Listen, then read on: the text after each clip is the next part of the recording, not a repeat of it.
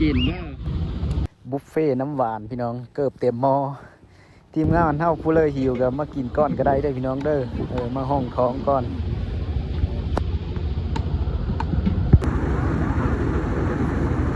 กูอยู่เบื้องหลังของความสำเร็จขาดไม่ได้ก็คือคนเวทเพิ่มสำคัญสุดท้ายก็มุ้ยมันเจอกับพืช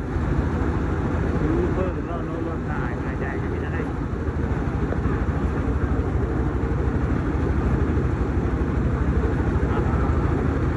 ตอนนี้ทีมงานเขาก็กำลังมาแต่เฮิร์นแต่ซ่านพี่น้องเพิ่นมาซอยว่าไปซอยเพิ่นก็หลายล้านตัวได้พี่น้องเอ้ยหลายเฮิร์นเติมเดี๋ยวนี้ยังหลายอยู่เขาก็ได้ปั่นได้ประมาณเกือบเทงเลยพี่น้องเลยท่านได้แล้วปั่นเยอะซ่าแน่นอนนี่เพราะว่าเขาเอาจักตัดหญ้าตัดเอานะพี่น้องมันคือ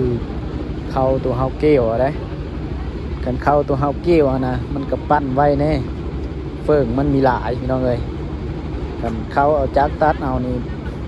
มันยาวเฟิ่งมันหลายก็เลยปั้นสากันป้อนไว้ผัดจักปั้นมันแค้นพี่น้องเลยอันนี้คือพนักงานแบะเขาหามเขาขึ้นรถลงรถขึ้นเล้าพี่น้องก็ได้อาศัย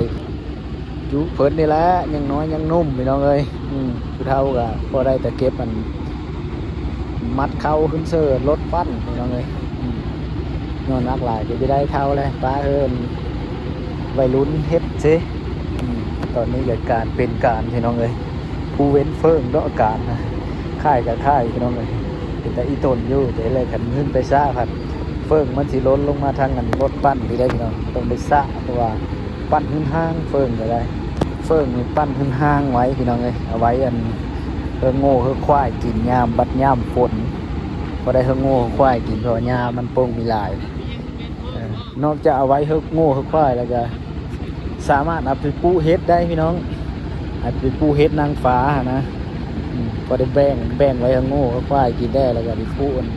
เฮ็ดได้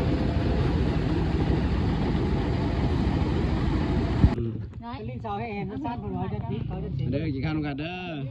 กินข้าวสามัคคีเด้อปั้นข้าวสหายสอนไม่ได้น้องโบแต่มันตั้งแต่เช้ามาฮอดตอนนี้ยังพระเลวอยู่จะ7-8 โมงแรกเลยยังพระเลวอยู่นี่แต่มันตอนนี้มหา12 โมงก็ขึ้นเอากันจนนี้ละมีนะโบแลมันโบถอยเด้อแจงกับปั้นอยู่นี่แหละ แจ้งกับปั้นนี้เอากันจนนี้ละไอ้อีกแต่พ่อทำที่บ้านน้องโบเด้อเด้อมาเฮ็ดทำการเดินโพดประสดป่ะนี่ประสดมันรถเด็ดปักกินบักเวททำไมเฮ้ยเกดได้ซ่าไปช่วยเด็ก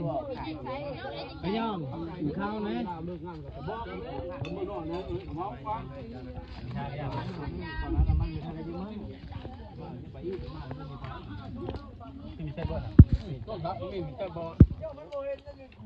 มันเหมือนดินแห้งอันนี้ก็คือทีมงานนั่นเฝ้าเขาพี่น้องปั้นแล้วมันมีทันแล้วมันเดึกแล้วก็เลยพากันเศร้ามื้ออื่นมาลุยกันต่อพี่น้องมื้อนี้มันเดึกแล้วจักเพิ่นกระเพอีจักปั้นเขาเพิ่นก็ได้เอามือแปลง